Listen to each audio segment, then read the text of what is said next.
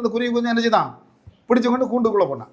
அப்போ கூண்டுக்குள்ளே போட்டோன்னா இது சத்தம் போட்டு வந்து சாப்பிடல. இவனுக்கு இது எந்த பழத்தை சாப்பிடும், ஏன்னா எல்லா குருவியும் ஒரே பழத்தை சாப்பிடாது. அப்போ எந்த குருவி எந்த பழத்தை சாப்பிடணுங்க இவனுக்கு அறியணும் முதல்ல, அதை அப்போ நோட் பண்ணணும்.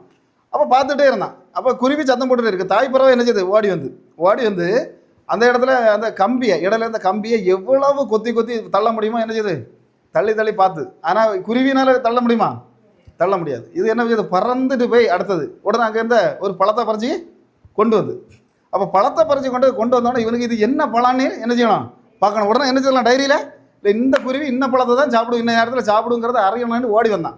ஓடி வரதுக்குள்ளே அந்த பழத்தை சாப்பிடணுன்னு அந்த குருவி குஞ்சனை எதிர்த்து செத்து ஏன் விழுந்தது அப்படின்னு சொன்னால், இந்த குருவி இனி தப்பிக்க முடியாது, இது சுதந்திரமாட்டு நம்ம பிள்ளை இனி வாழ முடியாது, இது இனி வாழுவதை விட சாவு தான் நல்லதுன்னு அந்த குருவி என்ன செய்துட்டு அந்த காட்டில் கிடந்த உள்ளதிலே விஷம் கூடன ஒரு பழத்தை பறிச்சு கொண்டு என்ன செய்துட்டு குருவிக்கு கொடுத்து